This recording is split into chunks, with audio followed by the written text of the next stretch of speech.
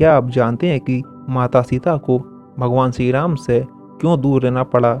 इसी को आज हम इस वीडियो के माध्यम से बताने जा रहे हैं, इसलिए वीडियो को अंत तक अवश्य देखें। नमस्कार दोस्तों, स्वागत है आपका हमारे यूट्यूब चैनल कर्मा में। एक बार सीता जी अपनी सहेलियों के साथ जनक जी के महल के बगीचों में मनोरंजन के लिए गईं। वहाँ एक वृक्ष पर उन्होंने तोते के एक जोड़े को देखा।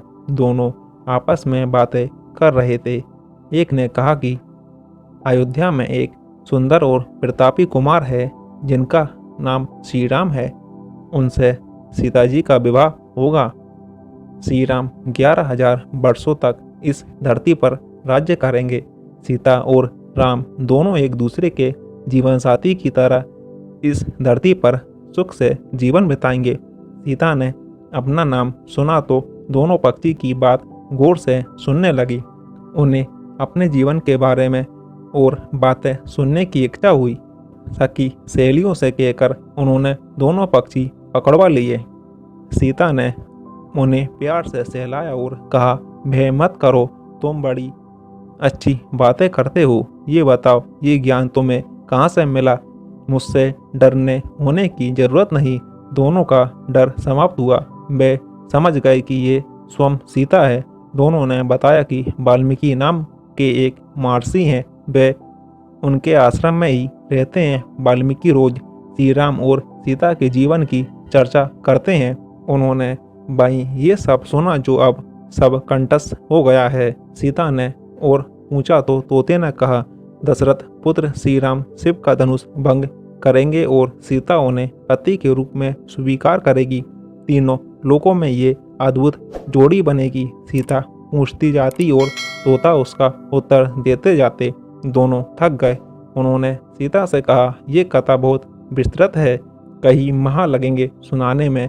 दोनों उड़ने को तैयार हुए। ये देख सीता ने कहा, तुमने मेरे भावी पति के बारे में बताया है। उनके बारे में बड़ी जिज्ञासा हुई है।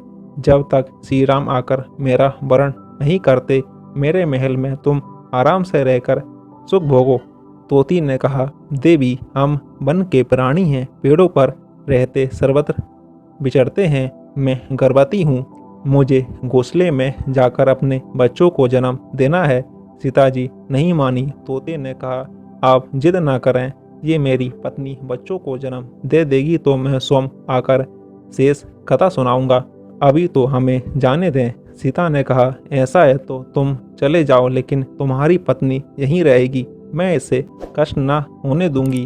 तोते को पत्नी से बड़ा प्रेम था। वे अकेला जाने को तैयार ना था। जब तोते को लगा कि वह सीता के चंगुल से मुक्त नहीं हो सकता तो विलाप करने लगा। मुनियों ने सत्य कहा है, मौन रहना चाहिए। यदि हम कथा ना कहते तो मुक्त होते।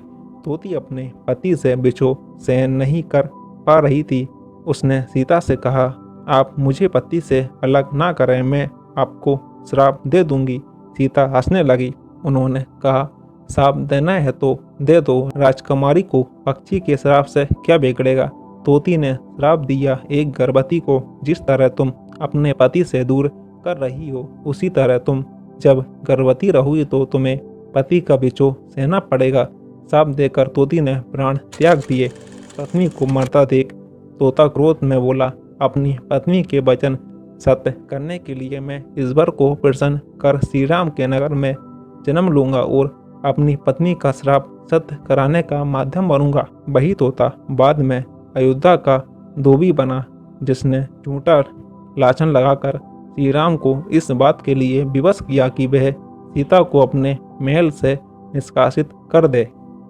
तो साथियों, इस तरह हमने जाना कि क्या कारण था कि माता सीता को दूर रहना पड़ा श्री राम से। वीडियो पसंद आई हो तो वीडियो को लाइक करें, हमारे चैनल को सब्सक्राइब करें, साथ ही साथ बेल आइकन को भी क्लिक करें। धन्यवाद।